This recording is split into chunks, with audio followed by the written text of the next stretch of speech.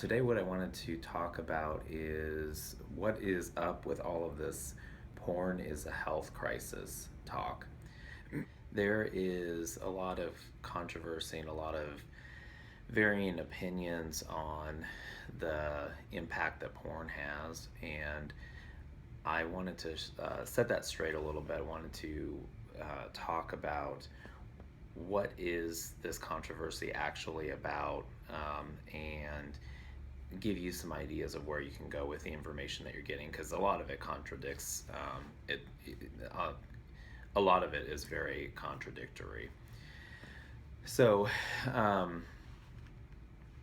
there's two extremes to this argument. One extreme is saying that porn is a typical, common, normal, healthy expression of sexuality, and the other end of it is really highly focused on porn being a health crisis that we need to tackle, and that we need to get it so that people do not watch pornography or do not engage in pornography at all. Some of it is even getting as restrictive as to get the law involved in some way. As this argument sort of plays out, there's a lot of things to consider, and actually too many to completely discuss in one video. So what I would first say is that this topic is so broad and big that before you would formulate a big broad stroke opinion about it, it's really important to know that there's not just one clear-cut answer, and it's actually really a personal opinion that you really need to have for yourself about whether or not pornography is something in your life that you want, that or that you would even think would be a possibility to have in a healthy way. And there's places that you can go from there. I'm going to talk about all of those things. Some of them, there are some recent events that really bring this into view for the therapy community.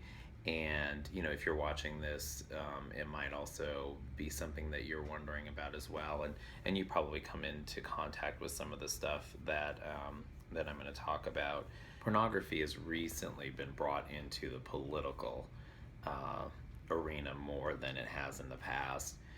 In Utah, there were some lawmakers who were openly, I think there's one lawmaker who is openly discussing it as a public health crisis, as an issue that we need to really tackle as a community. Now, there are a lot of valid points that could be pulled out of that. One is that children have access to porn, which is obviously not something that I or most health professionals would support, that children have open access to pornography.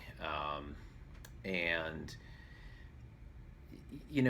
they also kind of view it from a platform that pornography damages marriages, which hits on another kind of interesting element that came out recently, which was that John Gottman, well respected and renowned relationship expert, came out and wrote an open letter about pornography and the researched harmful effects that it can have on relationships. Now, this was pretty controversial that such a well-respected relationship expert came out and had such a strong stance against pornography. A couple of things that I would take into consideration are that some of the research is relatively new, and as a community, we really have to take that research and try to figure out where to go. So I think, again, before we take these broad stroking opinions about what that research means, I think that we really need to do some more. We need to ask more questions that can lead to other research that can really help us identify the effects of pornography and how we educate people about it, And is there a way for those who do want it in their relationships that they can have it in a healthy way? So there's a lot of work that we have to do with that, in my opinion. And you'll see me kind of looking down at some notes that I've taken here, but there are a few things that I really think that are key if you're kind of getting this information about pornography as a health crisis, that are important to think on both sides, so that you can have a real balanced point of view as you're deciding for yourself, where do you go with this. The first thing that I really keep in mind is that there are people who do struggle with compulsive pornography use. They'll isolate with it, they'll numb themselves with it, they'll avoid their families, and really does cause problems. So if if that's something that you are struggling with or have struggled with, it might be beneficial to step back from pornography, as it could lead to those issues. That being said, that there are also a lot of discrepancies with porn, where one person in a relationship will think that there's a problem and the other person will think that it's not a problem, and the issue becomes very gridlocked. And it's very important in those situations that both people's opinions really are held with a lot of respect, and and both heard and listened to on it. A lot of times, depending on what end of the spectrum your perspective comes from, the one point of view will dominate, and it really needs to be balanced so that both people can share their opinion before they start to work on what kind of negotiation they're going to have about it. And that also promotes an open dialogue about such a difficult topic. One of the things that is also really important to keep in mind with pornography, especially if you have an adolescent or something who you've caught watching it, is that sexual education is so important. And by sexual education, I mean something more in depth than just education about about reproduction. So a lot of times sex ed programs focus on two things that seem to not be that beneficial, which is abstinence only or reproduction. Now, I don't want to say that reproductive education isn't beneficial at all. What I'm actually saying is that if it's just that, it doesn't really give the full perspective on sex as something that is pleasurable.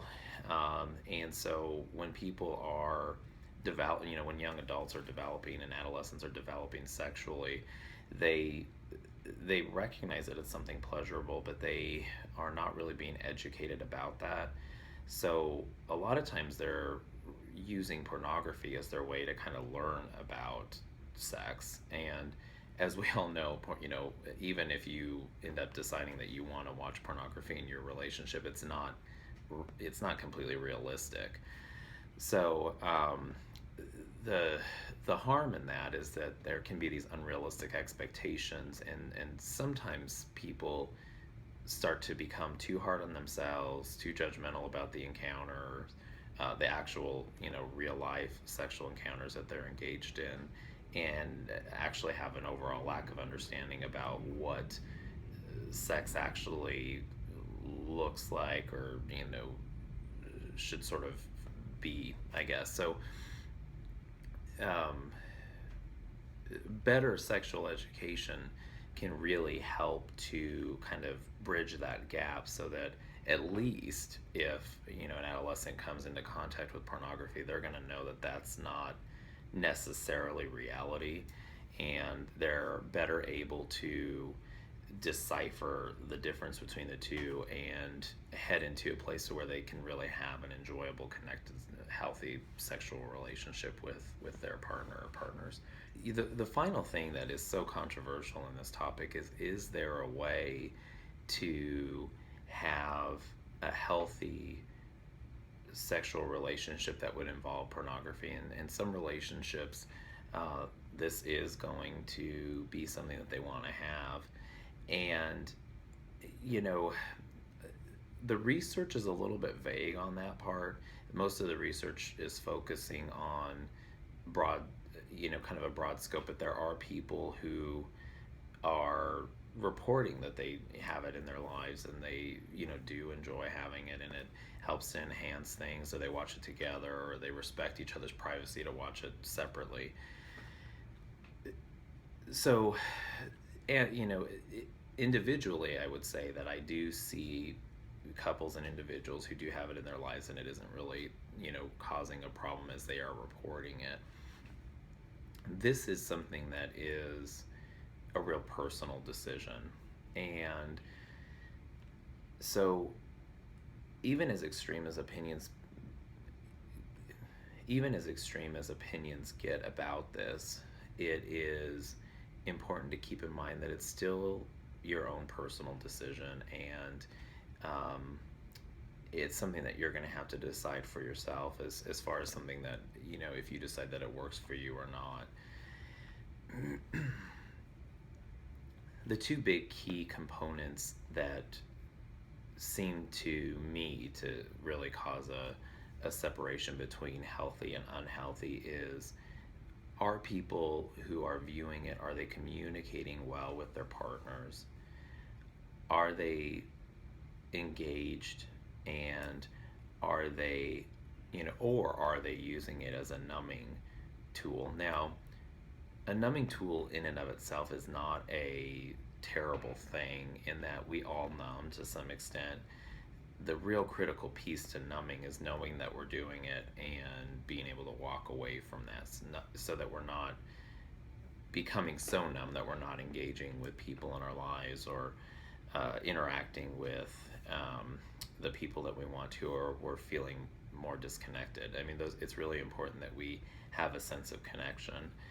And so having an awareness of whether or not pornography is a mechanism for becoming increasingly disconnected is something to really be on alert for. It's also important it's important to know that even some adults use pornography as a way of getting sexual education. And so it might be that you might need to get some more information about sex, and about what kind of sexual expression is really congruent with who you are, and how what are ways that you can really express yourself sexually. So pornography is one avenue that people can explore, but there are lots of other educational avenues. So I think it's important to have an open mind about those as well. So again, it's really critical to, with these extreme opinions on pornography, to kind of focus on trying to have a balanced point of view, getting information from both sides, having an open mind, and then formulating for yourself what kind of role pornography should or shouldn't play in your own life.